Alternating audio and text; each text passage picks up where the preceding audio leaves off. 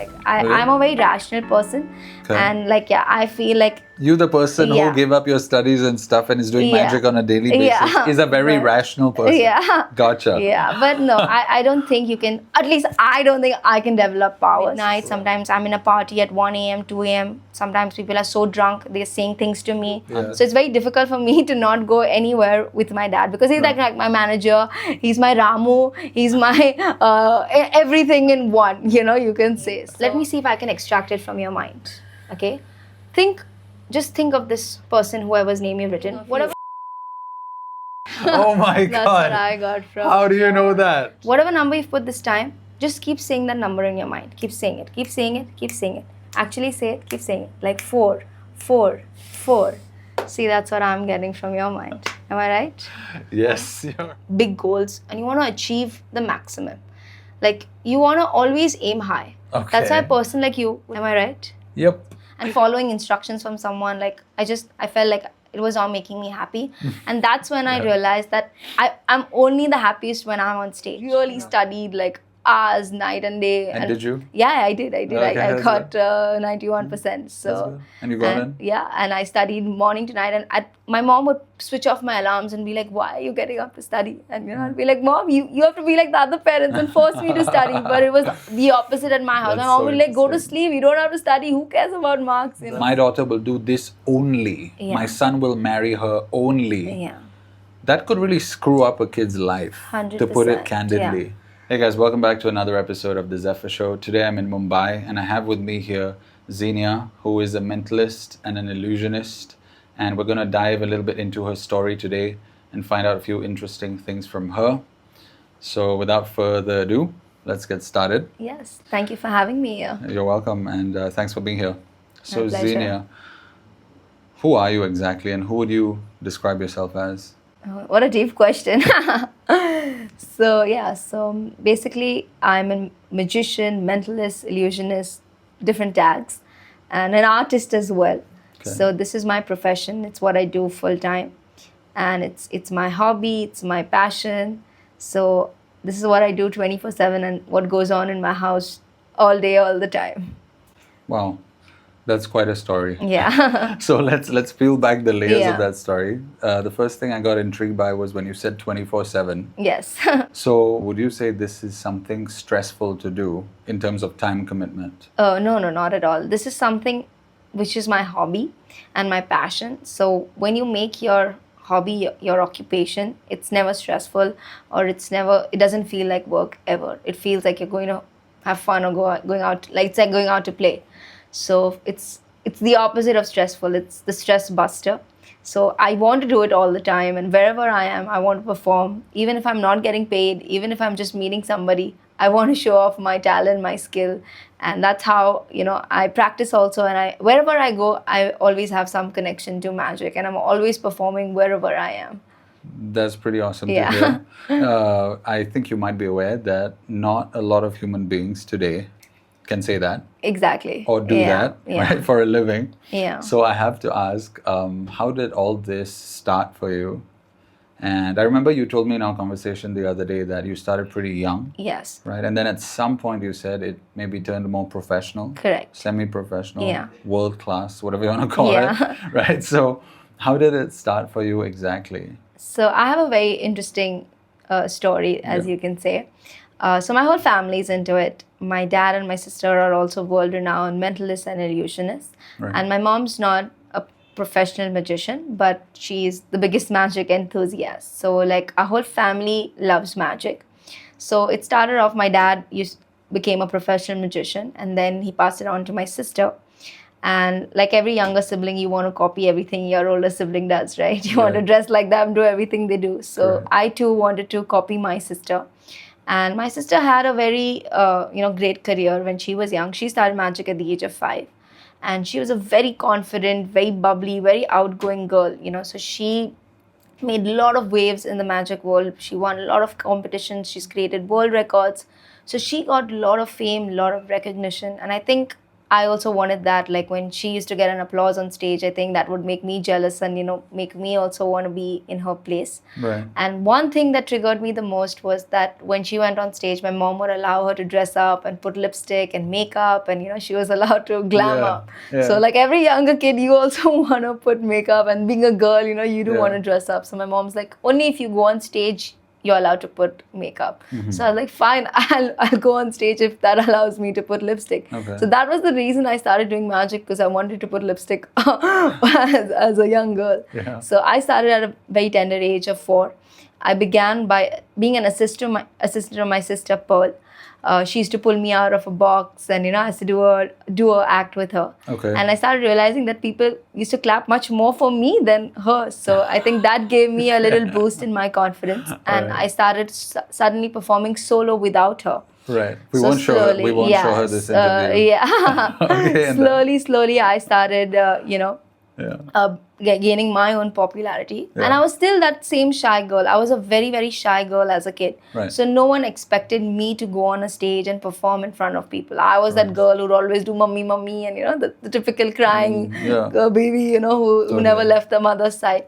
But when I went on stage, I became into a completely different person. Suddenly, from the shy girl, I became like this lion on stage. It was a complete different personality, you can say. Wow. And as soon as I would leave the stage, I would go back to being the shy girl. I couldn't even say, if somebody asked me my name, I couldn't even say my name out loud to anyone. I was Right. that shy that I couldn't talk to anybody. Right. So magic really helped me come out of my shell. It made me so much more confident. Like I wouldn't be having this conversation with you today if I had not pursued magic from a young age. So it really built me as a person.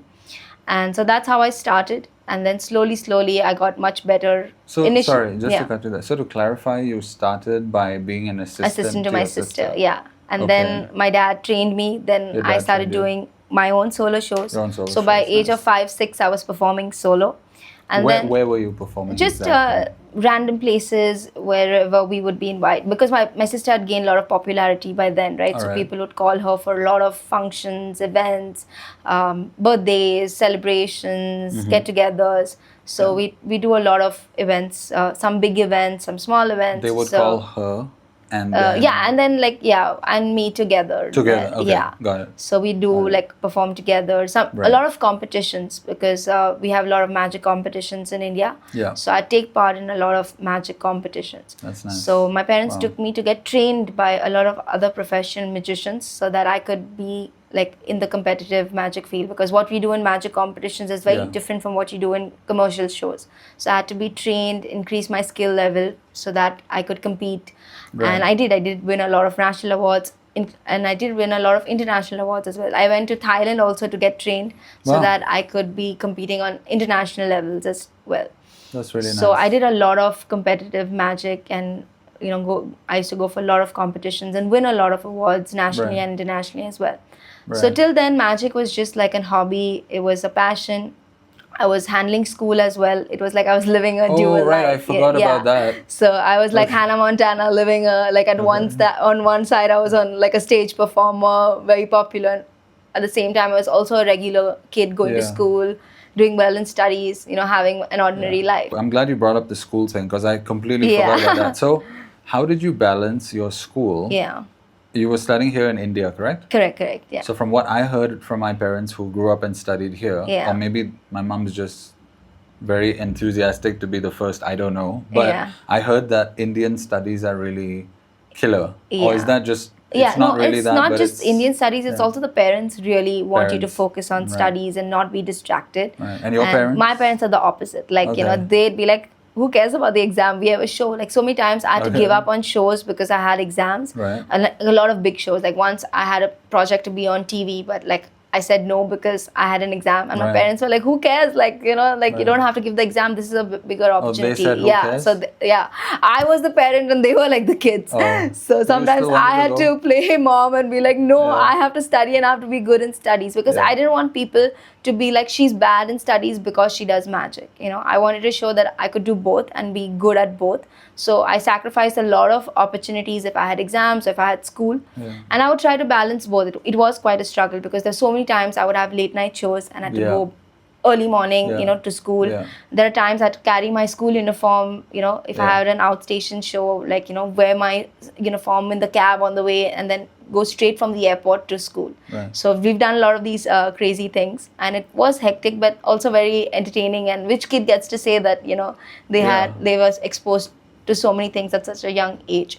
So I'm really glad that I had that experience and like that dual life, because I really enjoyed it, even though it was a bit hectic, but it was also very fun at the same time. So so I concentrated on my studies. I never neglected my studies. Yeah. I ensured that, studies also is a priority. So let But- me ask you a question there.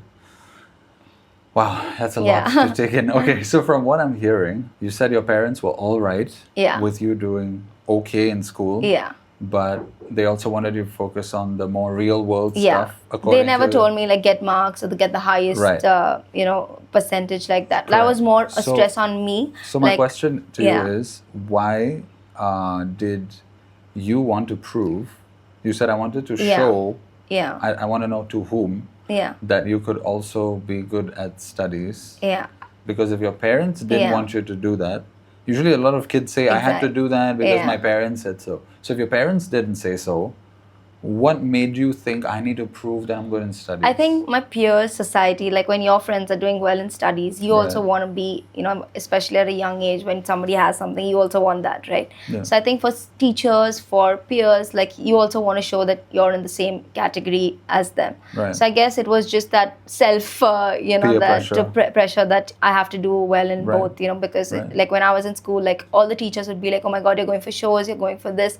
So Yeah. I didn't want to disappoint them and, be like, I'll be bad in studies just because I'm good at Okay. something else. Okay. So I think it was just upon me.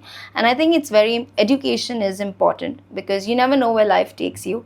I Right. think education is something that, you always can fall back upon. Like tomorrow if I didn't have magic, but I did graduate, I did study. So I always feel like education is like a plan B. So you must, no matter what you're doing, I think you must give importance to education as well, because you have something to fall back on in case it doesn't work out for Right. you. Right. So I think that's the only reason that it was important for me. That's why even in school, when I was in my board exams, I literally took a break from magic, because for me Oh, it I was see. I had to get 90%.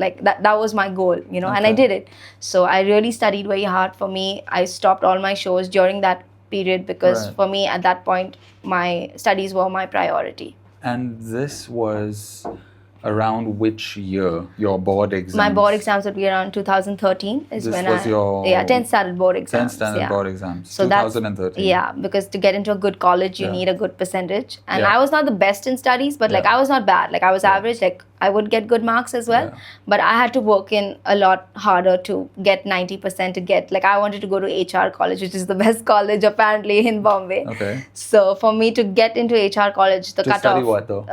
Commerce. I see. Yeah. Okay. So to get into HR college, you need 90%. Yeah. So I really studied hours, night and day. And did you? Yeah, I did. Okay, I that's got 91%. So That's good. And you got in? yeah, and I studied morning to night. And my mom would switch off my alarms and be like, "Why are you getting up to study?" And I'd be like, "Mom, you have to be like the other parents and force me to study." But it was the opposite at my house. That's My mom so would go to interesting. sleep. You don't have to study. Who cares about marks? That's so interesting. So it was the opposite, because all my friends were being pressurized by their parents that no, you have to get good marks, you have to, and here my mom was putting off my alarms.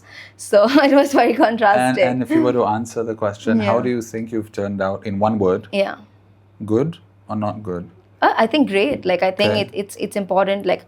Because of the relationship that I have with my parents, and because they were not so pressurizing. That's why I'm so much mature and I have freedom, which I feel my other friends don't. Most kids, in after 10 wanted to run away and go to college abroad because their parents were so controlling and never let Yep. them do anything. That's very true. So for me, luckily, it was never a no, you can't do this, or I don't think my parents have ever stopped me from doing something. And that's Right. why I have a very open relationship with them. No matter what I Right. do, Right. they're the first people I tell. I feel the moment that you have to hide something from your parents is when you're doing something wrong. So throughout our life, me and my sister both have been very open with our parents, and Yeah. we have a friendship with them. They're more our friends than our That's nice. parents. That's So nice. I think that's how, like, I think I've turned out good, maybe crazy, but Yeah. hopefully a better person thanks to them. Yeah, that's good. That's great. Yeah. So, also wanted to ask, the reason why I asked you when it was, because so if your 10th standard was in 2013, Yeah. right? So now we are 13 years on. Correct. It's 2026. Yeah. Looking at the planet today, I mean, I don't know if you're so lost in magic Yeah. that you don't look at the planet, Yeah. but you seem like a well-read Yeah. person. So I imagine you do. Yeah. So if you do keep up with whatever's happening on the rest of the planet, Yeah. Because you've seen, like, the life, like, of an artist, so you know that these are just trivial things. It's not the main goal of life. It's the amount Yeah. of pressure that parents put on kids for marks and to do well in studies. It's crazy. my mom came Yeah. from India Yeah. to Singapore in the first standard. I've got like 15th in the standard. Okay? Okay. But at that point, I didn't know that rankings were a thing. I was just Okay. like a blur kid at 7, Yeah. like running around. She looks at it, she's like, 15th, why are you 15th? Yeah. Why are you not first? Yeah. In my mind, I was like, what does that even mean? Yeah. And I was like, oh, that's a thing? Yeah. She's like, of course, you have to study and try to get first or you'll spoil my name. Yeah. She's like, I got into Elphinstone or wherever the hell she Yeah. got into. Yeah. And she's like, I was first in my whole level. Do you know that? I'm like, why would I know that? I'm busy like catching spiders and doing other things. And so like, I don't know. Yeah, it's so surreal. But Yeah. okay, so let me ask you that question again. Since this was 13 years ago, right? When you had your 10th standard, looking at the planet now, do you think that all that studying or hustling towards those subjects or whatever you did actually matters anymore? And I'm not saying you should have Yeah. known then, because there was Yeah. no way you could have known. Yeah. But and your answer might still be yes, it matters. I don't Yeah. know. But what do you think? Do No, you think it still matters today? It doesn't. Like, I was stupid to think that it did. And if I could tell my, like, that Old 15-year-old self, yeah. self, I'd be like, forget the studies, concentrate on magic. Because by then, if I had, like, put more focus on magic, Yeah. who knows, what I achieved at 25, I could have achieved at 18 or 19. Right. So definitely I would tell myself, maybe it's not the end of the world if I didn't get into HR college, or if I Right. didn't pressurize myself so much on studies. Because now, seeing how life is, like, who asks you like what marks you got, or like how Yeah. is it associated with anything you do in I your know. life? So It it is. doesn't really matter. And I think we all pressurize ourselves when we're younger, Yeah. not knowing how the real world works. So if I had to tell my 15-year-old self, I'd be like, forget it, go to sleep. Like, Yeah. don't waste time on the exams. And I would have taken those shows and those opportunities which I missed because of school, and I was so crazy about prioritizing my studies. Yeah. But you're still doing well now as a magician. Yeah, right? definitely. So, okay. Another question I had, I was thinking about it the other day, was so in music, I mean, how familiar are you with the entertainment scene? Yeah, I imagine pretty. quite. Yeah, because Your manager over here yeah. said you guys run, sometimes Yeah. you agent for other people Yeah, as well and so yes, on. sometimes, yeah. Right. And so, by the way, just a side note, just for those of you who don't know, like Zenia's dad manages her Yeah. stuff. I think that's really cool. Yeah. In the music space, we have something, at least this is how I phrase Yeah. it, okay? We have a music scene and then we have a music industry, Correct. okay? And then what I would call a music scene is maybe people who are doing the bar gigs, we're teaching kids Correct. music, Yeah. right? We are doing weddings, we are Yeah. doing, and so on and so forth, Yeah. birthdays. And then the industry is something else. It's almost like a machine, right? Correct. You show up to a studio, your time is booked by a music producer or Yeah. director. Maybe you are the music producer and Yeah. the director, whatever, right? And then that music is either used in a film or it is just you as the artist selling out a show, right? Correct. So that's just to give you context, that's my comparison of music scene to music industry. Correct. Similarly, Yeah. in the magic space, could you tell us and share with the viewers a little bit Yeah. from what you know so far? Yeah. Is there also like a more homegrown scene type thing and then an industry out there where maybe people launch their own shows? Yeah. Become like a David Copperfield? Yeah. Whatever you may think about him personally. Yeah. I'm just giving an example. Correct. How does it work in magic exactly? So magic also is like a very big industry, just Right. as much as the music industry. And now there are so many magicians because now it's so easy and accessible Right. that kids watching YouTube now every second person is a magician because it's so easy like to learn magic now thanks to the internet. Right. So there are different genres of magic, like how in music or in dance there is like Bharatanatyam or ballet or classic, or there are different genres, hip hop, so magic also has different types of magicians, as you say. Right. So magician is the umbrella term, and under that you have a mentalist. Mentalism is also part of magic. There is an illusionist. There is a close-up magic. So when you're performing one-on-one, up close and personal, that's called a close-up magician. When you're performing on stage, then you're like a stage magician. When you're performing with big illusions and props, you're an illusionist. When you're doing it in a close, intimate setting where people are seated, but also it's a smaller group, it's called parlor magic. So we do have a lot of different genres of magic. When you perform only for kids' birthday parties, you're a kids' birthday party magician. So everybody specializes in their different unique niches. Right. And it's very different. The magic scene in India compared to here is very different from the West. Because in the West, any art form is appreciated, it's acknowledged as an art form. Yes. Sadly, in India, it's not really looked upon as a very great art form. The moment if I tell somebody I'm a magician, they're like, okay, but what do you do for a living? Like abroad, if you tell somebody you're a clown, no one's gonna like judge you. They'd be like, wow, that means you earn really well as a clown.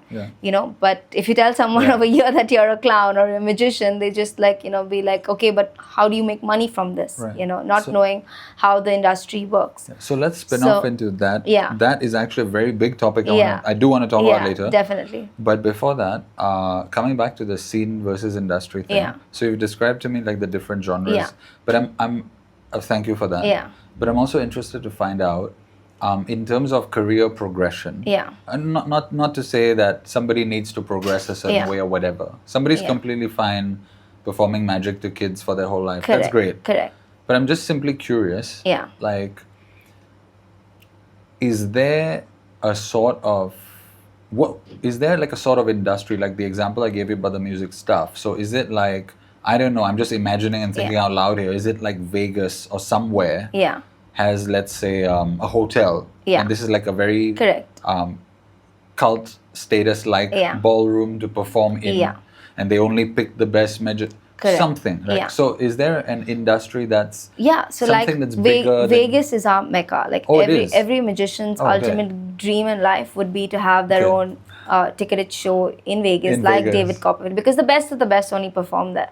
So even that was a very big dream of mine as growing up as a kid, that someday that I'll have my own show in Vegas. I think every magician aspires to have that. But in India, we don't have something on that platform. So in India, it's here more people performing for events and doing different things like weddings. Corporates is the main market in India. If you want to get good money in this industry, then for any artist, even for musicians or stand-up comedians or any art form, like corporates is the high paying. But sadly, because magic is not really looked up upon over here, in India, the magicians don't make it very big in this field because, they always, there's so many reasons. They come from poor families, they don't have access, they don't have resources, and they're supporting big families. So, an average magician doesn't earn that well in India, especially if you're just limited to kids' parties or, you do very small events. I would say only maybe top 10 to 20% in India make a good living out of this profession. I won't say that everybody who steps into this industry will make millions or, will make a lot of profits. Of course. So there is still, like the different types of magicians. So there is a side who doesn't earn that well, and there is a side that, makes really good money. So that's how it is right now in the magic industry in India. But abroad, like, it is very well paying. Like if you go to America, if you go anywhere in the West, it's like everybody's the same. Like, Really? Yeah, like it's you can make because I've spoken to my colleagues. So the pay parity is definitely, you can see the difference between, because over there is a concept of minimum wage. They do appreciate, over here. The thing is that because there's so many people, the market is so saturated that you'll always have somebody doing it for cheaper. Correct. So, and sometimes like people, also join magic because they might think it's easy to learn for a kid's birthday. You know, you just have to learn 5-10 tricks, and they're happy with the money they're making. You know, so some people, they're not even that passionate about the art form, but they just do it for making a quick buck, or you know, just work. So just work. So so it's very different between like the magic scene in India compared to the magic scene abroad. Magic abroad, like they have schools, they have colleges, they have like a lot of opportunities for magicians to really you know, grow and like become the best. So we have something called as the Magic Castle, where every day there is a magic show. The top magicians perform there. I've kind of heard of that. Yeah, it's in what is that? America. Okay. So you know, there is a magic circle in London where every week they meet. They have meetings, and you know, they exchange ideas. No, over here, not on that grander scale. Are you starting it? No, I wish I could, but yeah. Of course you can. Why don't you? Maybe sometime in the future. So yeah, I feel like the opportunities are much different over there, and the whole scene is different here compared to the scene over there. So do you have any okay, thanks for sharing that. That's very illuminating. Otherwise I wouldn't have known how that works. So do you have any plans of going abroad? I know you have been abroad for shows and competitions and things, but do you have any plan to go abroad to do like a residency, or really to try and hack the US market or something? Honestly, that was a very big goal of mine till a very long time, but now not anymore. Because I realized that when I spoke to other magicians, and I realized that it gets very monotonous, you know, performing at the same place every day, doing the same thing. It becomes almost like a routine, you know. And I think I enjoy when I travel more, when I'm performing in different. So then my goal kind of changed. Now it's not like I want to be in like a Vegas and have one show like every day. I'd rather travel, perform in as many places as possible, because then I'm connecting to more people, traveling, making new friends. So for me now, that goal doesn't exist anymore. Like, and the Indian market, like everyone says, like Bombay mein to, you know, paisa ud raha hai, bas pakadna aana chahiye, you know. So I feel like in India we have a big market. You just need to know how to tap on it, especially the entertainment industry, like wedding markets, like the weddings we have here. I mean, it's Bollywood. Exactly. So the kind of celebrations that you have here, you can't have that abroad. Like, you know, people like the magicians, like when they say they perform at a wedding, it's just a small 100 people wedding. When we say we perform for a wedding, we're performing for 1,500 people, like in a palace in Udaipur. So, you know, so the market, the opportunities, I think are much greater here now that I'm seeing the real world. So I definitely don't want to go abroad and like, you know, have like a very long residency, but maybe for fun, like maybe I would try it for like a month or two, but not like something long term. I would rather be performing everywhere else. So I understand what you're saying about the residency part. But what I meant was you could also just go there to explore the market and do what you're doing here, which is trying the whole spectrum over there. Have you thought of that, of another country maybe, for a but while? I don't know. 6 months to a year? I just love living here. For me, it's very difficult to move out from here. I don't know. Bombay is just home. And I don't think I can live anywhere because I've traveled so much. I've seen the world. So it's not something that I crave, that I want to live outside of Bombay. You've seen the world? Where have you been? Because my mom was an air hostess. So we get concessional, almost free tickets. So we've been to a lot of like countries, and you know, been like a lot of places. So I always like love it over here. And this is home. So for me to move out of here, it's because my family is here, everything is here. I imagine that's actually quite useful in a way. So now that you've got that itch scratched already, you can just really hone in and focus here. And the market is bigger because our Indian population is so much, you know. Largest population. So, you know, so I think the opportunities are more, the events are more, the scale is more over here. So, like if I went to a Canada, let's say, where it's like the population is lesser and it's so cold, like, you know, I wouldn't be having so many gigs as much as I have over here. So I think this is the place to be. How many gigs? That's awesome. How many gigs do you do, by the way, a month, let's say? Honestly, it depends, but roughly about, on average, maybe about 10 to 15 gigs in a month. I know what you're saying now. I think I understand. Because I used to play with this drum crew. In Singapore, it's called Urban Drum Crew. We did 15 to 20 gigs a month, every month. But it wasn't as focused on the individual as yours is. Obviously, yours is more focused on the individual. So just give us an idea. You said that yesterday you had a gig. And tomorrow you have a gig. So just give us an idea. What kind of gigs are these? What was yesterday? What's tomorrow? Anywhere that there is a social gathering and people need to be entertained, we are there. No matter what, it could be a wedding. it could be a party, it could be a corporate gathering, Right. so a birthday party, so Right. anything. Wherever there are people and they need a reason to smile, we're there. Right. So yesterday I had a party for a person, a lady's birthday. Okay. Tomorrow again, somebody who's celebrating their 50th birthday. So I've done for people who are celebrating their Nice. 80th birthday. So that's the thing about magic. Whether Yeah. you're 5 or you're 85, Yeah. everybody loves it. Everybody Everybody loves it. enjoys it. Everyone wants to be amazed. So yeah, so wherever the opportunities are endless. So, for example, in this week's parties, Yeah. are you on stage? Are you roaming around? Yeah. What are you doing? So when there's a party, then we have different types of shows. Yeah. We have a stage show is different, which is Yeah. mainly for corporates when they have Yeah. a sit down audience and there's a stage and an elaborate setup. And when there's a party, we roam around, like we float around with the crowd wherever the crowd is. We'll show them up close and personal illusions in small groups at their table. Right. So yeah, yesterday I had a roaming around show. Okay. So, now I want to talk about styles of magic since you Yeah. brought it up. That was very interesting. Yeah.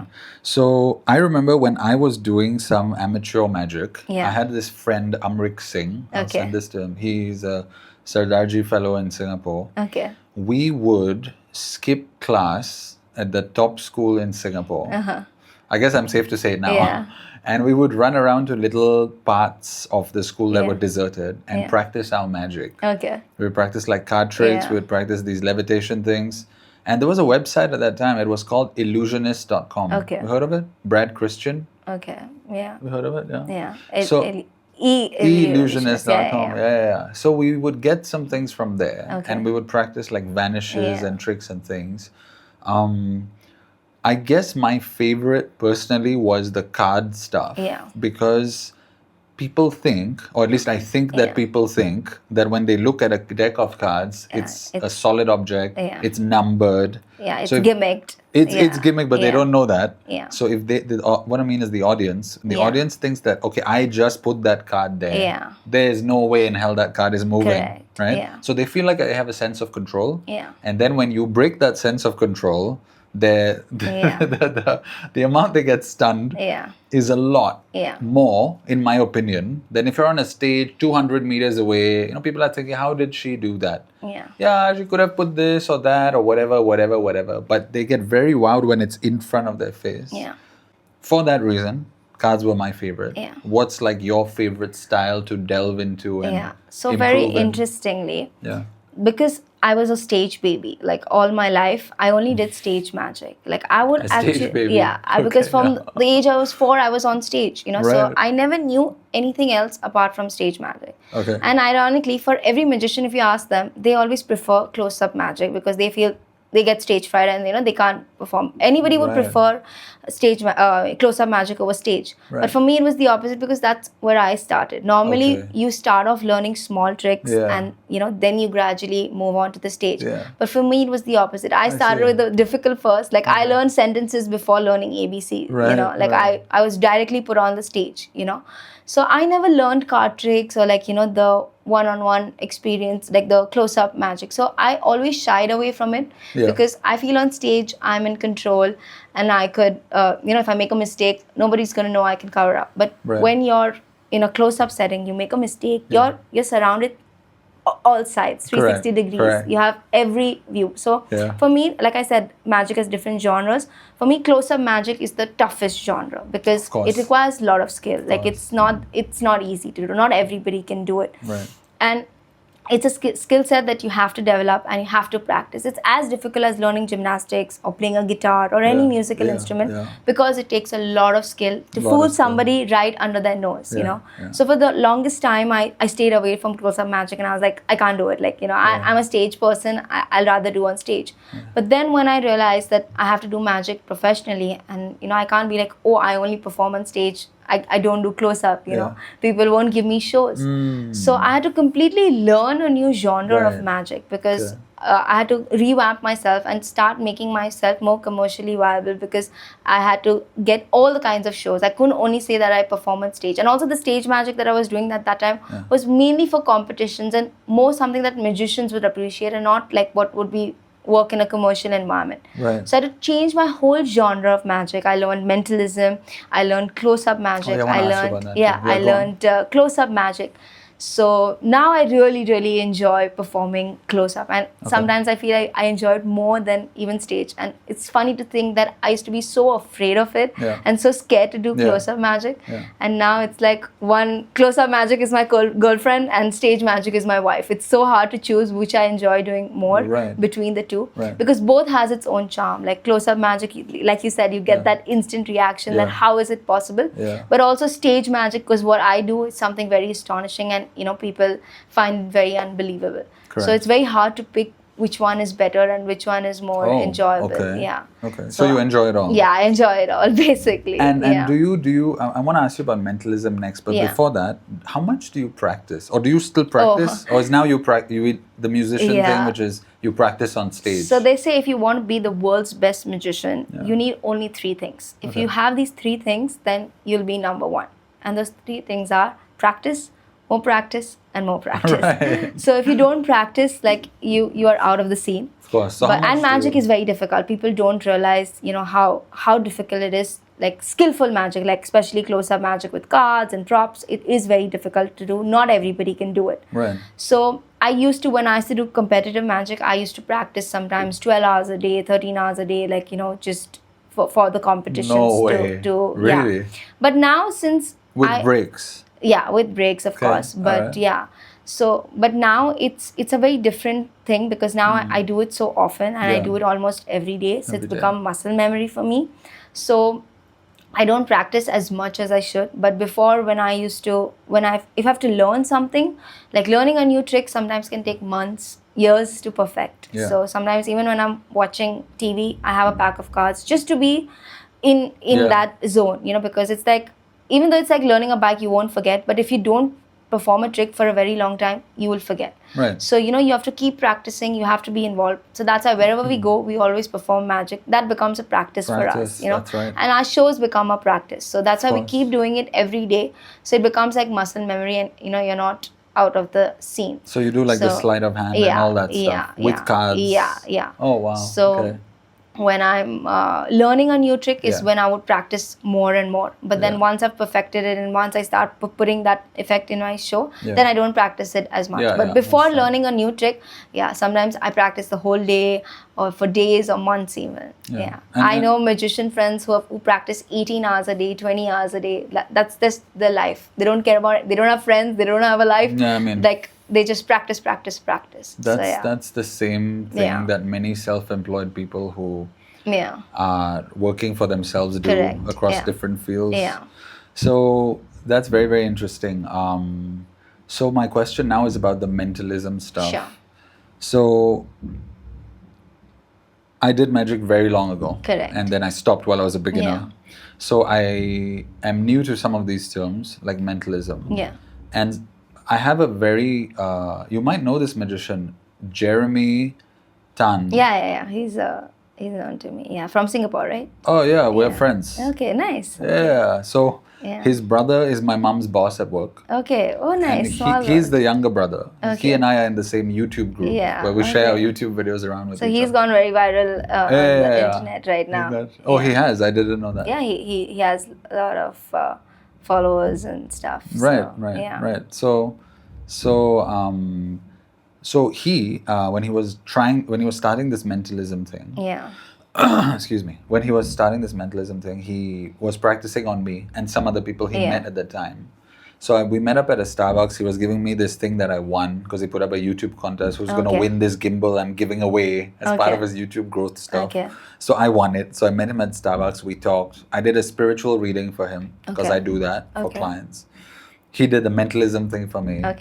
So I'm just curious. I know that a lot of magic is, trickery. Exactly, yeah.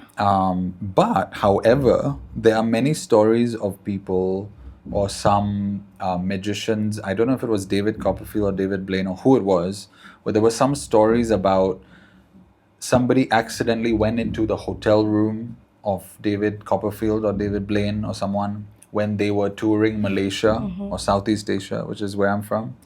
And when they opened the hotel room door accidentally, it was one of the cleaning room ladies or something. She said there were rows and rows of jars with unborn baby fetuses inside.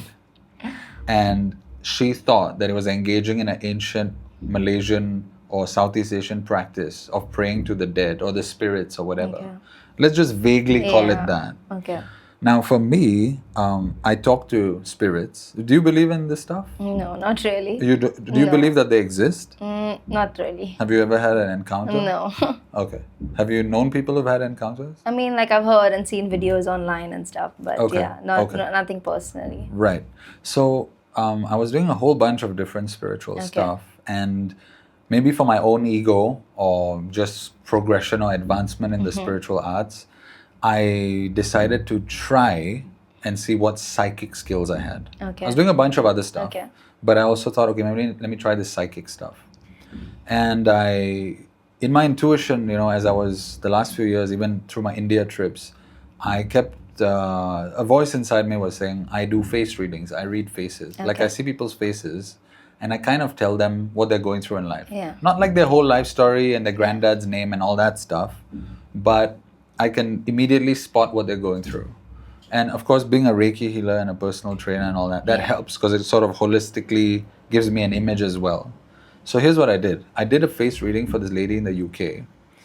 And she's a friend, she's a coach. And I looked at it when I was near the ocean. Okay, her face, a picture of her face.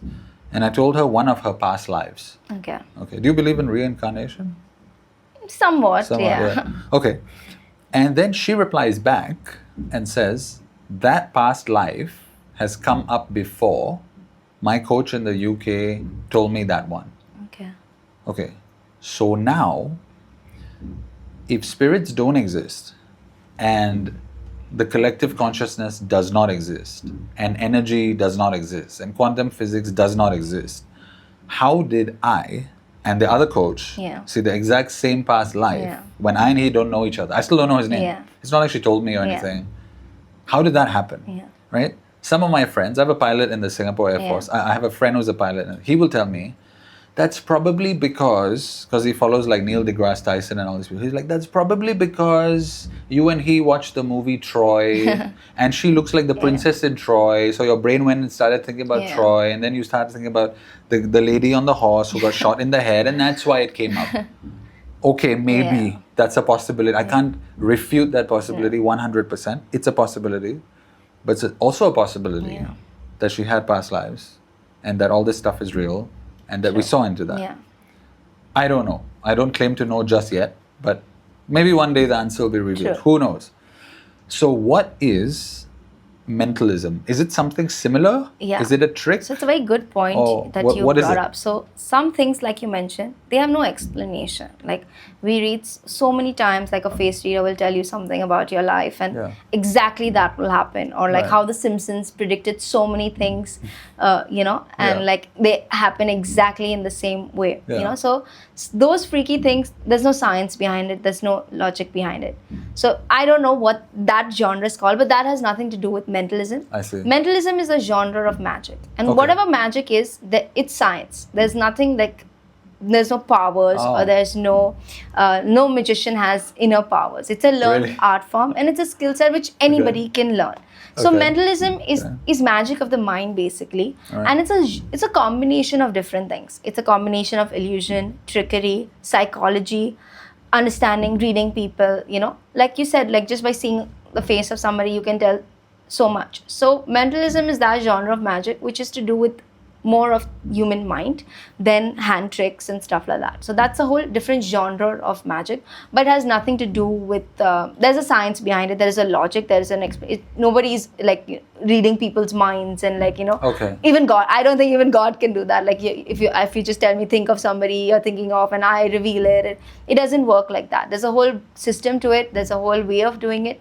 And it's a completely different genre altogether. Yeah, it has nothing to do with powers or anything of that sort. So explain a little more, because you're saying it has nothing to do with powers, but everything you just described sounds pretty powerful. It is. So that's what. So whenever I do mentalism, people can't believe it, because for them, they are like, you have powers. So many times I get like crazy calls like, somebody has robbed me. Can you tell me who it is? I'm having problems in my personal life, can you tell me how to solve them, or some there is some issue, what can you help out? So I always tell them this is only and only for entertainment purposes. We don't possess. We always give a disclaimer right after our show that course. whatever we did, it Yeah. was all an illusion. Right. It was like just to make you smile and laugh. We don't possess any extra special powers, and this is all like almost like it's a trick basically. But the main thing is that if you don't know how it's done, it just you feel like the person has powers, Okay, so let's put aside what people feel. Yeah. Because that's if we just had to talk about what people feel, Yeah. then I would do the show myself. But we Exactly. have you. Yeah. So explain to us Yeah. if it's yes, I understand it can come across Yeah. uncanny, and Yeah, that's the whole exactly. draw of the Yeah. thing. But what is it? Yeah. So like I You said, don't have to reveal the part that it's an art form. It's a Okay. skill. It's a skill that you have to learn and Yeah. and perform. It's like learning a magic trick. So it's like learning a magic It's like trick, learning right. a card trick. So it's as simple as that. So just describe to me without Yeah. necessarily performing anything. I mean, Yeah. unless you want Yeah. to. I will later. I will be showing you sure. something. Yeah. Is that a mentalism stuff? Yeah, that I we're will. gonna I do? will. Yeah, I'll show you the difference so Oh, that you can see the okay. difference between mentalism and Okay, okay. close-up magic. Yeah. And maybe I should be asking this after the trick, but that's before. I mean, after the performance. But is it to do with psychology? It is some part of mental. Like I said, Okay. like you can tell a lot about the way people stand, the way you're even holding your hands. Yeah. So it's about reading a person. So mentalism does have a genre, like I would say a little bit of psychology and just understanding. You can tell so much about a person just by the way they speak, their actions, their voice. So Yeah. it definitely does. A lot of mentalists study psychology, and they can do really. I have not studied like psychology in Yeah. that much deep, but they can do really freaky stuff because they've studied that psychology and they know how the human mind would work. Like Okay. for example, I think if you ask anybody, think of a number between 1 and 10, 90% would think 7. What did you think? I thought 8. 8. Yeah, but like almost close, Close. right? So that's how the human mind works. So that's why when you study psychology, you realize that we're all the same. We all think in the okay. same way. That's Yeah. how mentalism works. It's I because see. all Okay. all human beings think the same way. Okay.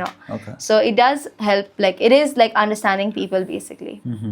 Yeah. And to spin off from this mentalism stuff, are you Zoroastrian? Yes, or are I you am more a like free Parsi. thinker? Yes, I'm a proud Parsi. Okay. Yeah.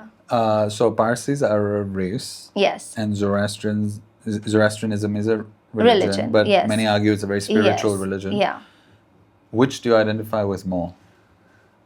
Because my naturistic and my features, everything is very Parsi. So I like to be called like as a Parsi, and I think I relate more to Parsi. being a Parsi. Right. Yeah. And how religious are you necessarily?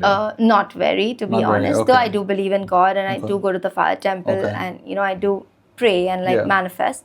But yeah, not as much. You do as, pray and manifest. Yes. And yet you don't yeah. believe in all the other realm stuff. Yeah, it depends. Like I think I'm very selective about what I believe in. Okay. So, and I think magic really helps me because what you see is not what Yeah. reality is. Sometimes you Yeah. can see something and believe that is what it is, but I still don't believe it because I know with magic we do the same thing, right? What I'm showing you is not what it actually seems. Okay. So yeah, so I do believe like in I am a bit spiritual, I would say, but Yeah. I don't believe in like spirits, and I do believe that there is a higher power, and sometimes like with the power of manifestation you can get what you want, and Yeah. if you pray, like things do work out. They work Like out. again, it's that genre where you don't know what this is called, like Right, right. it's not mentalism, it's not psychology, it's something uncanny. So honestly, that honestly through my research I found that spirituality Yeah. is actually just quantum physics. Yeah. But we do not yet have the scientific Science. instruments Fair. to show that clearly Yeah. to humans. And anyway, most humans don't have an IQ high enough to get it. Correct. Maybe me included. Yeah. But we are just not there yet scientifically. But they're starting to intersect. Maybe so. Yeah.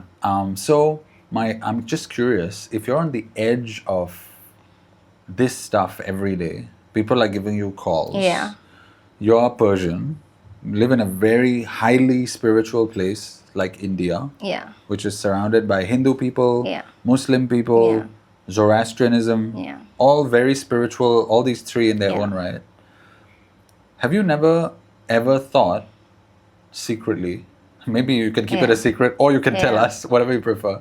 Have you never thought, maybe I would like to develop some powers? Yeah. Maybe something like, like when you have Zener cards and then you read the back. I mean, you read the cards without looking at the thing.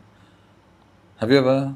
No, because I think feeling? that is duping the public. Like all the babas and all these, these god men, they literally do sometimes magic tricks and they make it look or appear that they have powers. I'm not talking about that though. So many times they do that. So I don't think it's possible to possess powers. Like I don't think you can develop powers like that. Like I'm a very rational person, and I feel like you, the person who gave up your studies and stuff and is doing magic on a daily basis, is a very rational person. Yeah. Gotcha. Yeah, but no, I don't think you can. At least I don't think I can develop powers. So Right. I believe in like an art and a skill form. Yeah. But I don't think that I'd have powers like that can be learned like that. Yeah. So you don't think it's possible, and therefore you've not had that feeling. Yeah. Okay. Yeah. Okay. That's. I mean, I understand. Yeah. Understandable. So now I want to talk a little bit about your family. Yeah. Okay.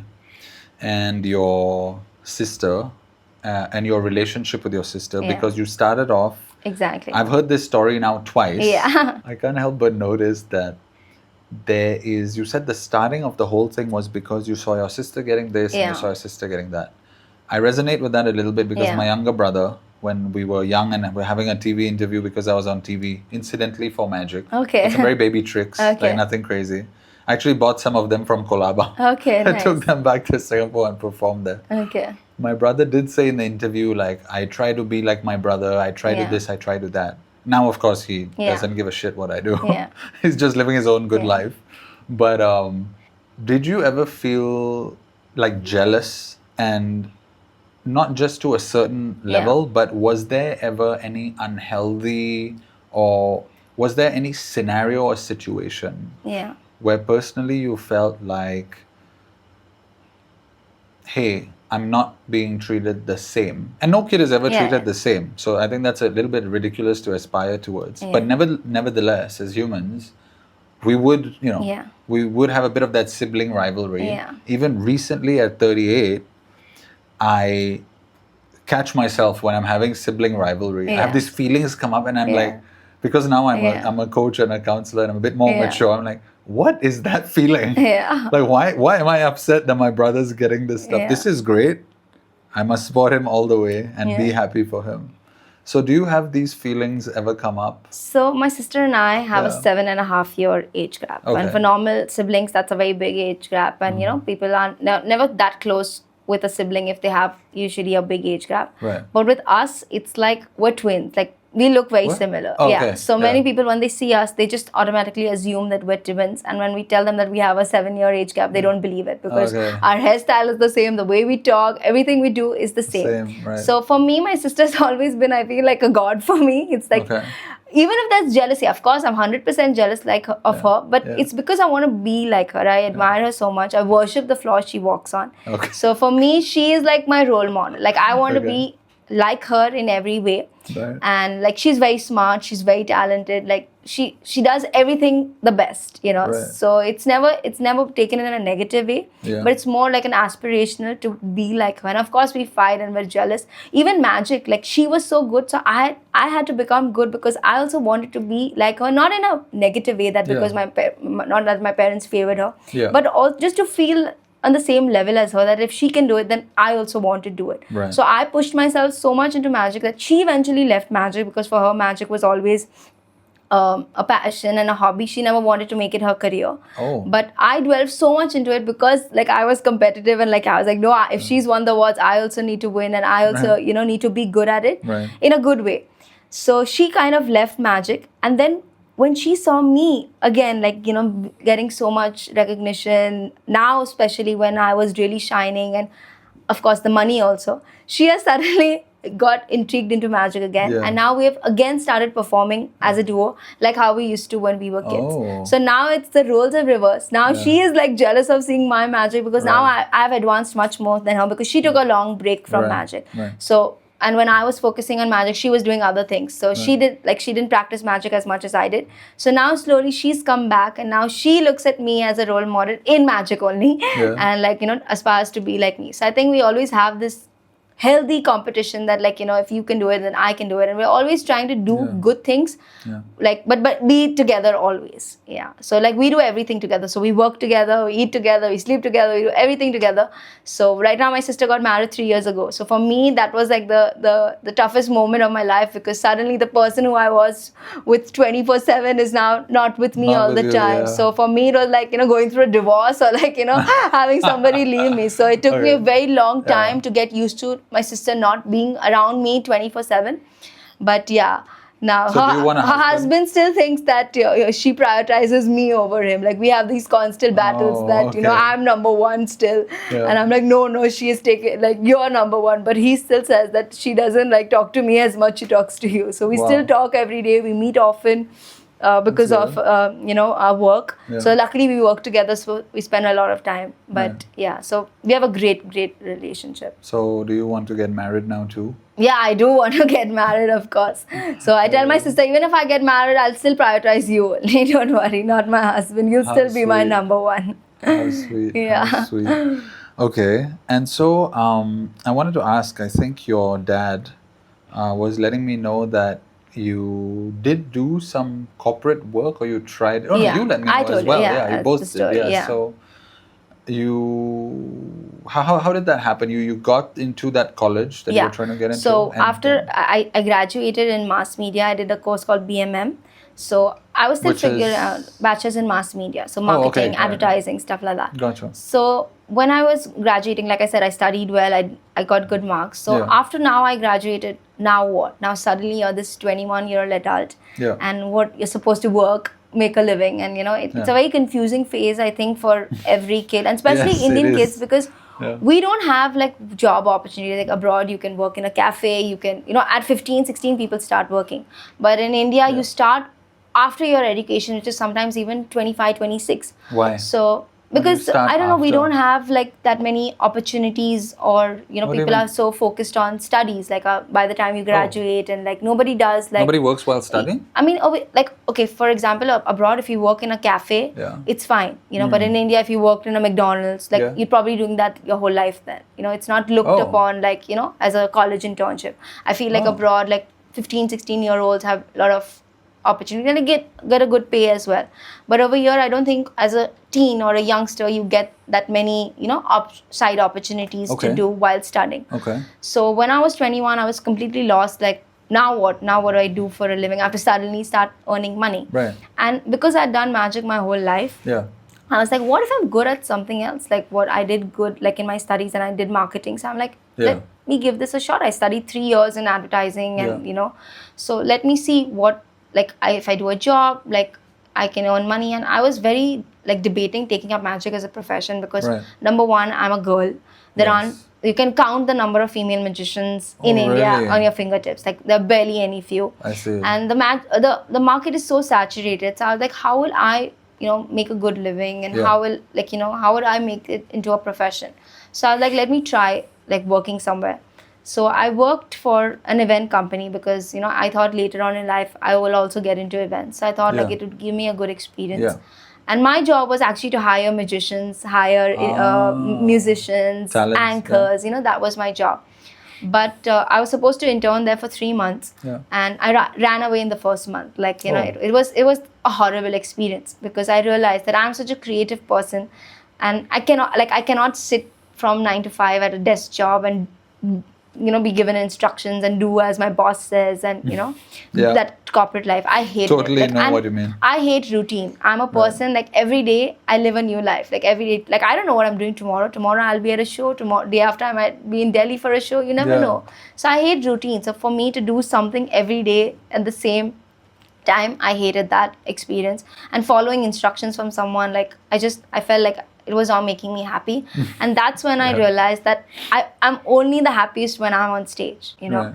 And that's what pushed me to, you know, take up magic and make it my full-time profession, and I'm lucky that my dad had a very similar experience. Like he worked in the corporate world for 20 plus years and he hated it. Like his life was no fun. Like he had the most stressful life. He had no time for family, and for 20 years he did that. Like he made good money, but what was the point? He could never take a holiday.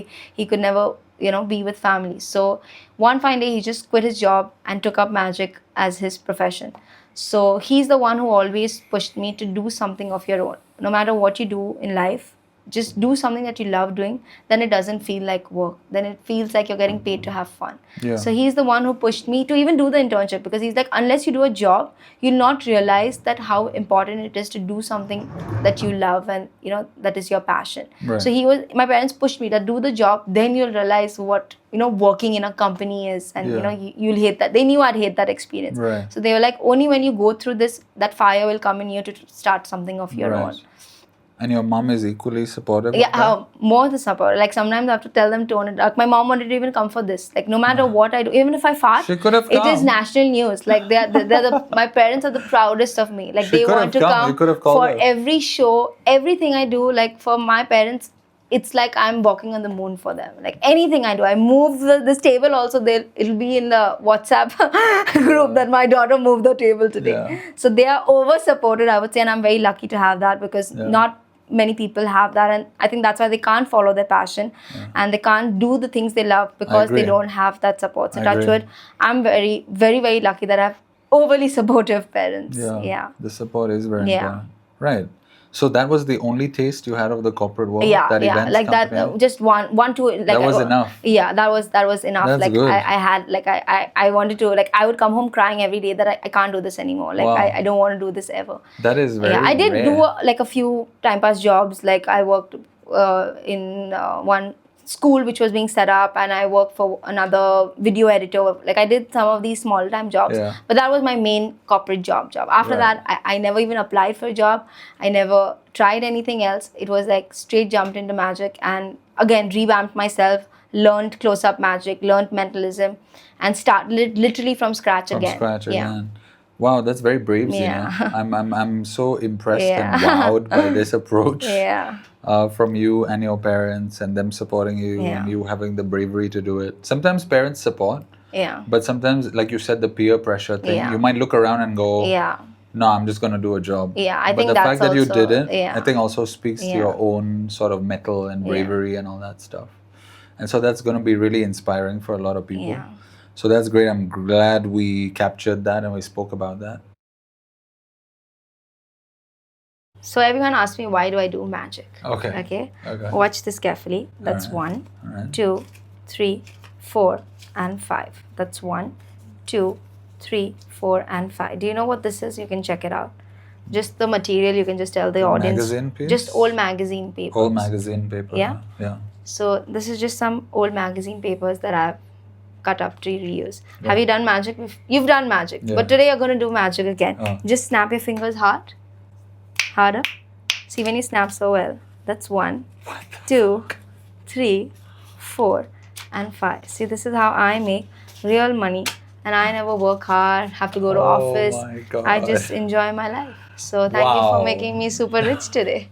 You're welcome. Am I going to get that money? No, that is for me. So I was showing you how I make money. Okay, let me see if I can play with your mind a bit. All right. Okay. I want you to take this dice and put any number that you like. Okay, whatever number you like, put it on the top and cover it. Make sure I don't see the number. I'm going to look away. Put any number that you like. All right. Cover it. Cover it? Okay. Yeah? And tell me when you're done. Done. Okay. Now, would it be amazing if just by seeing your personality, I can guess what number you've put? Yeah. Yeah? And tell the audience we have nothing set up, like swear on your show that this is authentic and no pre-show. Or I swear over my Zenia that I have nothing going on with this Zenia as far as this is concerned. Based on your personality, see, now that I've been speaking to you, I feel you're a spiritual person that I know, you know, and I feel you could be a very goal-oriented person. Whatever you do in life, you always want big goals and you want to achieve the maximum. Like, you want to always aim high. That's why a person like you would put the highest number 6. Am I right? Yep. You can just show it to the camera. That's what you put.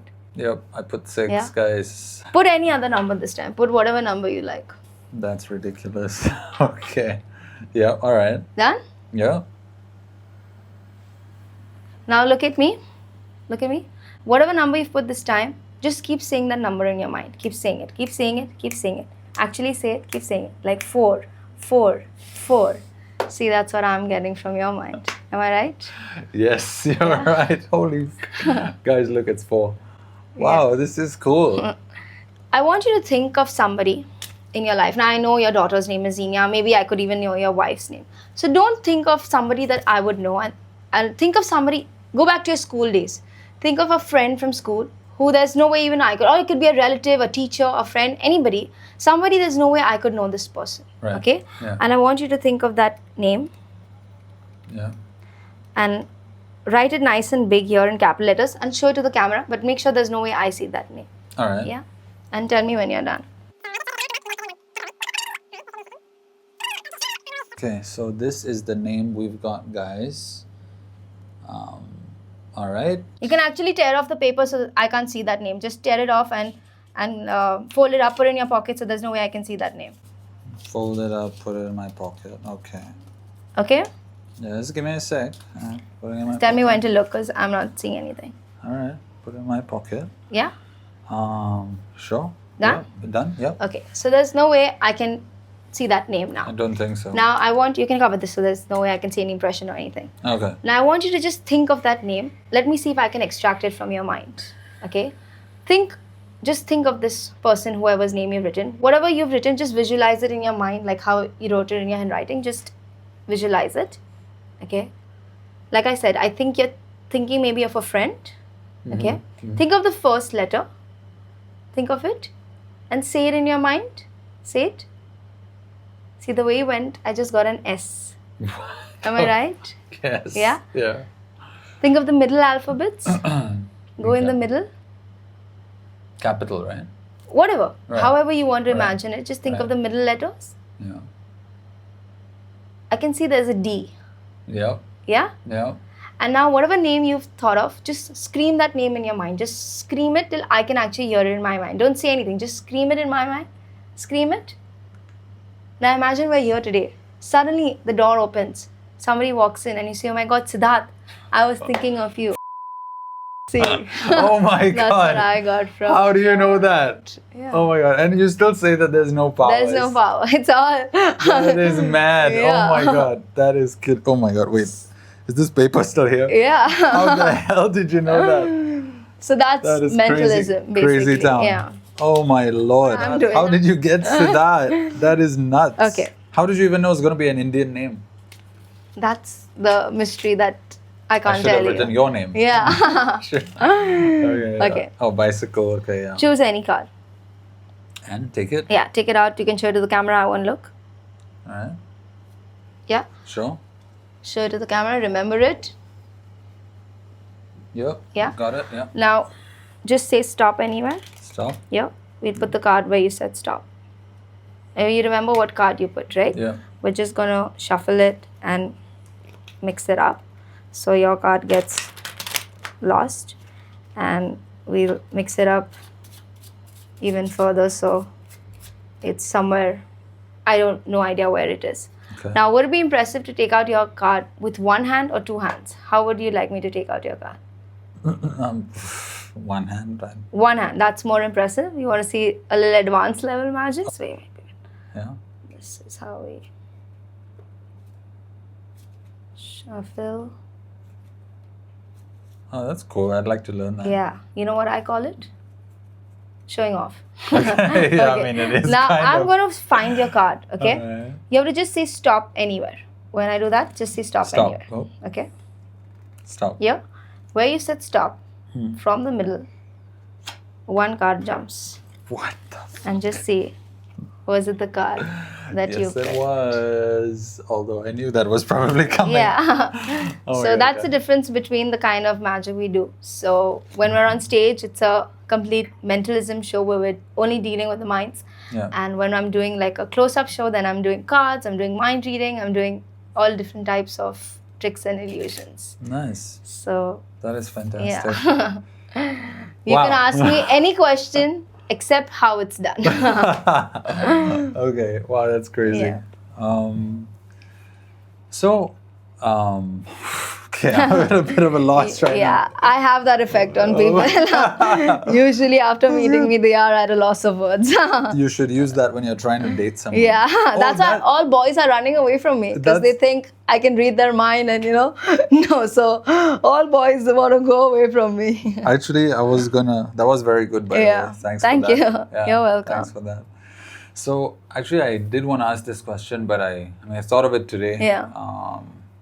But we haven't spoken about it yet. So, do you date anyone? Do you have a boyfriend, No, girlfriend? currently not. I would love to Okay. date somebody, especially a Parsi, because I feel no one else gets our craziness and the way we think. So Okay. I'm looking, but not yet. You've never dated anyone? No, I have. Oh, you but have, okay, but no, not currently anybody. Okay.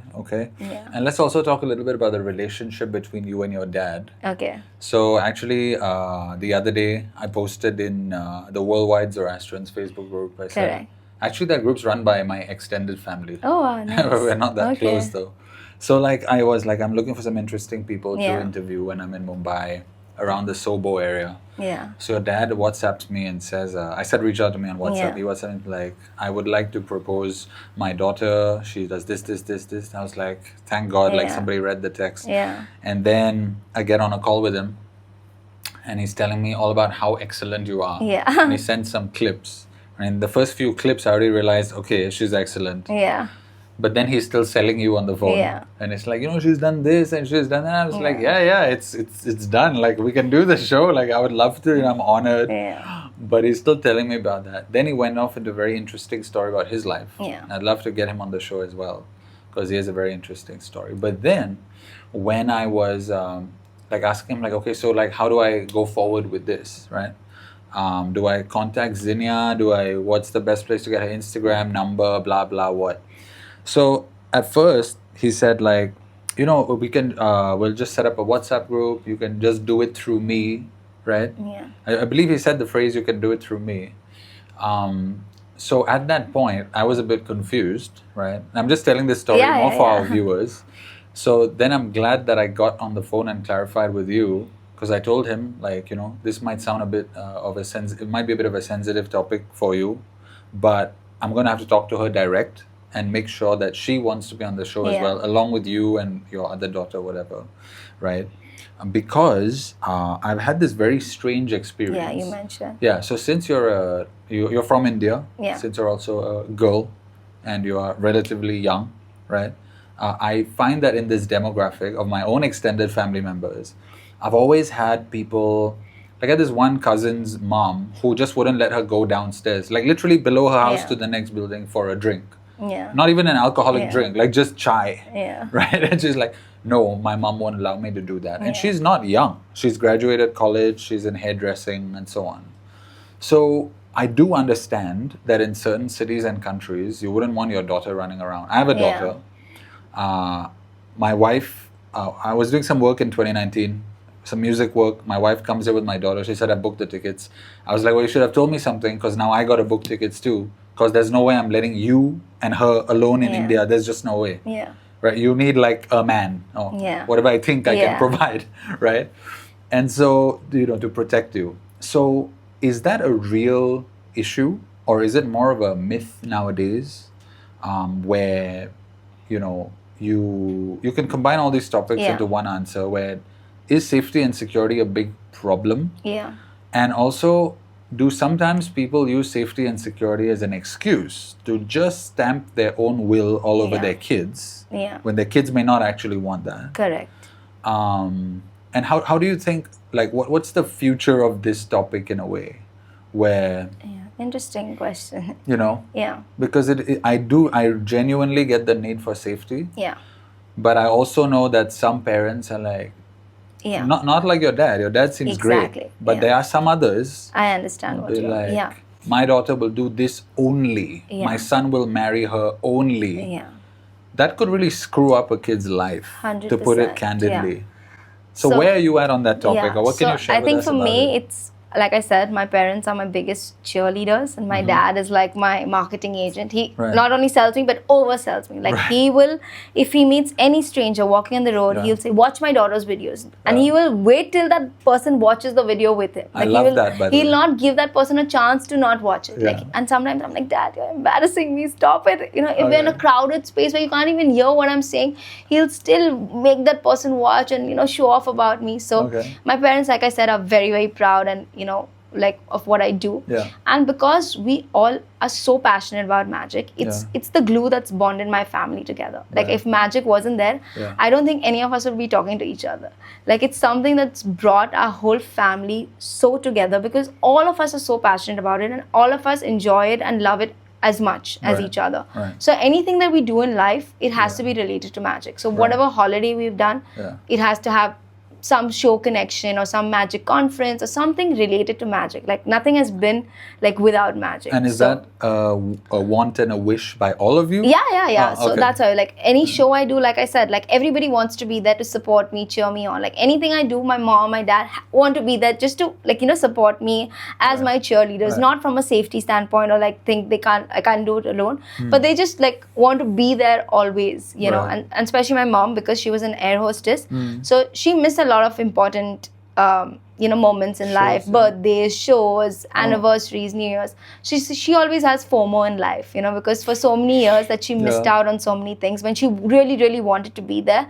So now it's like she wants to be everywhere. Like, if I even go out, like she wants to come with me. And like it's not like my parents are like non-cool or like strict or like they want me with them, but it's more for like they want to be there to support me and cheer me on and be present and see everything. Like today my mom really wanted to even come for this because for her this is like a very big thing that I'm doing. I was like, I'm not taking my mom and my dad and like wherever I go, it's like I can't tell the client my mom will come, my dad will come, my sister's going to come, my whole family is going to come. It would have been okay actually. Yeah, it's like it's really funny, but because she wants to know like what did you speak, how did it go, like how was the podcast, what happened, like she wants to know everything. And that's the same with my dad.